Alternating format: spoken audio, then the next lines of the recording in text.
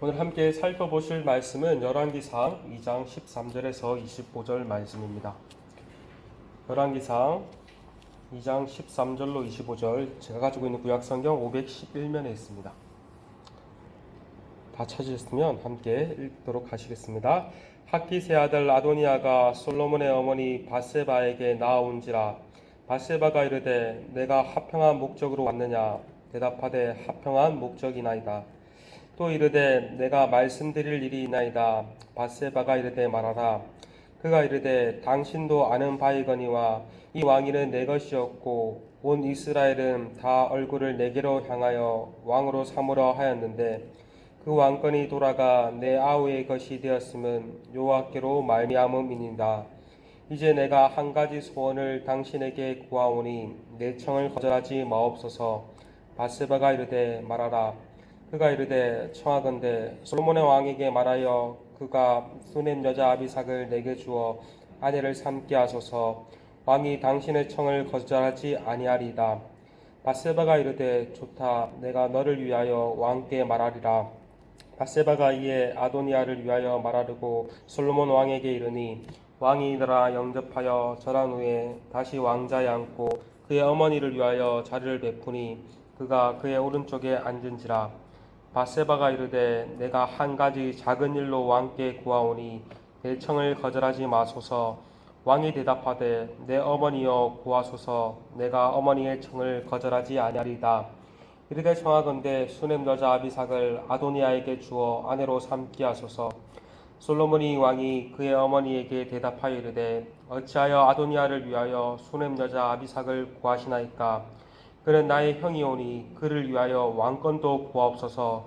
그뿐 아니라 제사장 아비아달과 수르의 아들 요압을 위하여서도 구하옵소서 하고 요압을 두고 맹세하여 이르되 아도니아가 이런 말을 하였은즉 그의 생명을 잃지 아니하면 하나님은 내게 벌 위에 벌을 내리심이 마땅하니이다.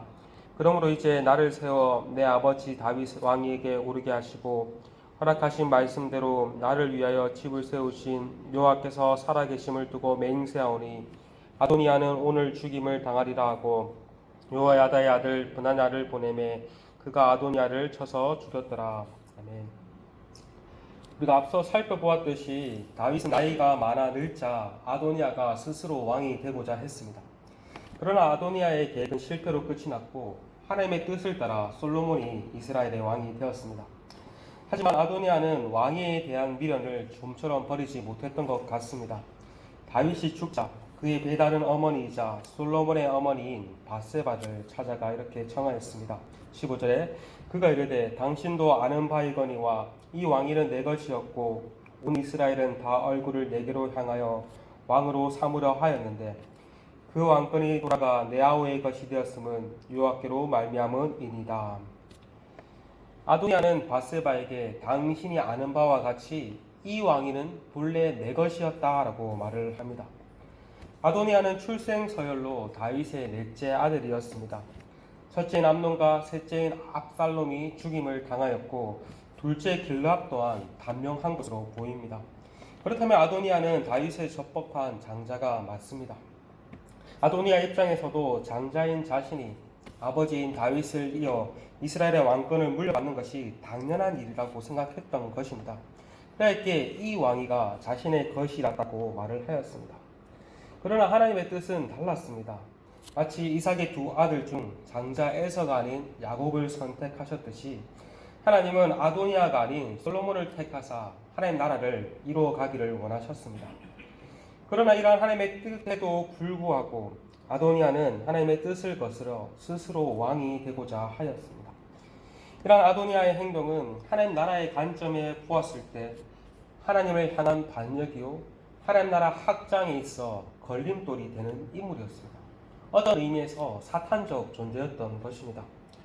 우리는 성경을 볼 때 하나님 나라의 큰 관점에서 볼 수 있어야 합니다.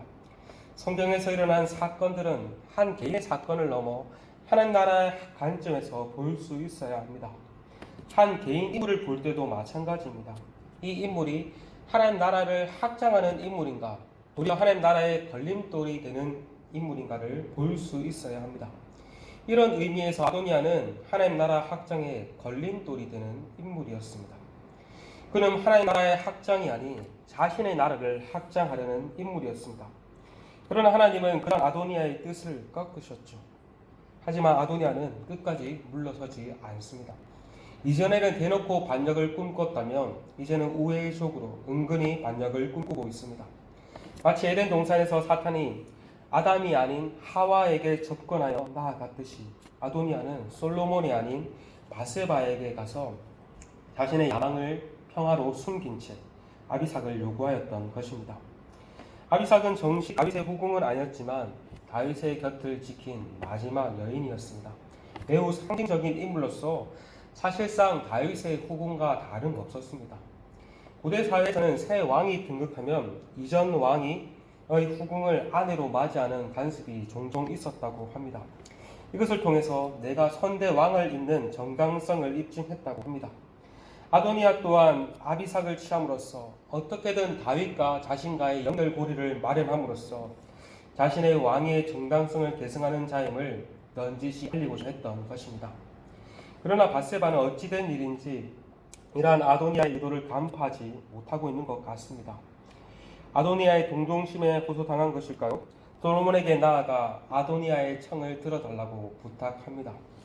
20절에 내가 한 가지 작은 일로 왕께 구하연다라고 말을 하는 것을 보았을 때 밧세바는 이 일이 큰 문제가 안 되는 작은 일로 생각했던 것 같습니다.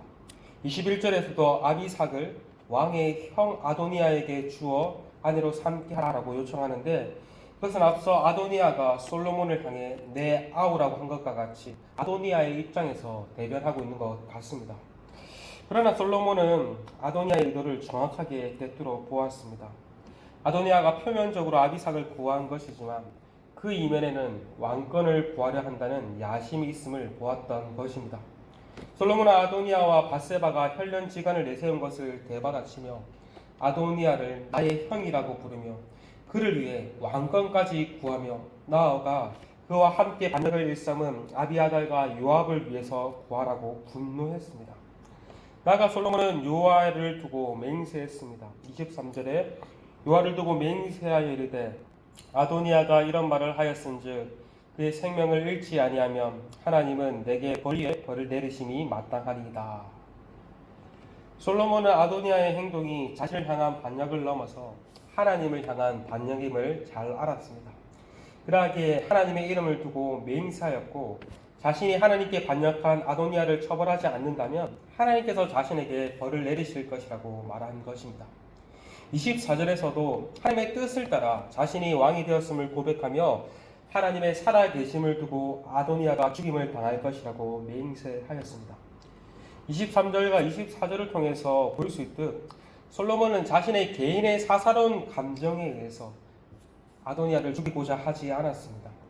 하나님의 이름을 따라 두 번이나 맹세하였듯이 하나님의 뜻을 따라 아도니아를 처벌하고자 하였던 것입니다. 그런 뒤 솔로몬은 분하나를 보내어서 아도니아를 쳐서 죽입니다. 하나님의 공의를 따라 아도니아를 처벌했던 것입니다. 우리는 오늘 말씀을 통해 영적 분별력이 매우 중요함을 깨달을 수 있습니다. 오늘 말씀에서는 이전에는 밧세바는 매우 영적 분별력이 있었던 사람이었습니다. 나단의 말을 듣고 다윗에게 나아가 솔로몬이 왕이 될 것을 하나님의 뜻을 간구하였죠. 그런데 이제는 밧세바는 매우 영적 분별력이 흐려졌던 것 같습니다. 하지만 반면 솔로몬은 영적 분별력이 선명했습니다. 아도니아의 행동이 하나님 나라를 향한 반역임을 깨닫고 그의 계획을 무너뜨렸던 것입니다. 하나님의 공의를 가지고 아도니아를 처형했던 것입니다. 사탄은 매우 간교합니다. 에덴 동산에서도 사탄이 어떻게 하와를 무너뜨렸습니까?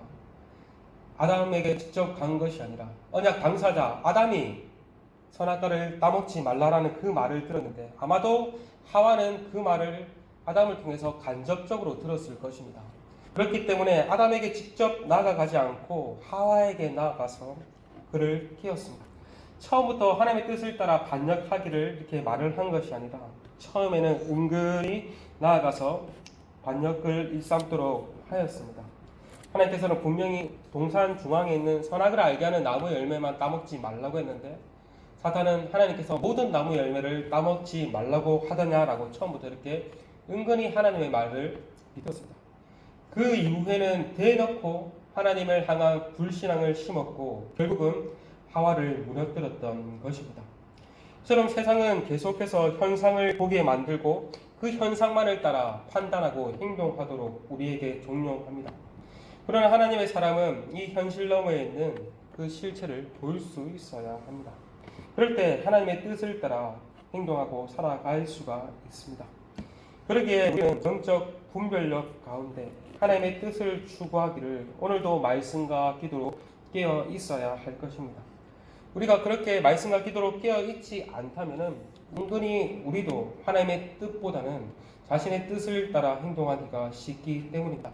바라기로 오늘도 이 새벽 가운데 오늘도 내가 하나님의 뜻을 따라 행동하고 분별력 있게 살 수 있게 해 주시옵시고 또한 하나님의 뜻을 이뤄가는 우리 공동체가 될 수 있도록 은혜를 허락해 달라고 이 시간 함께 기도하시며 나아가시겠습니다. 함께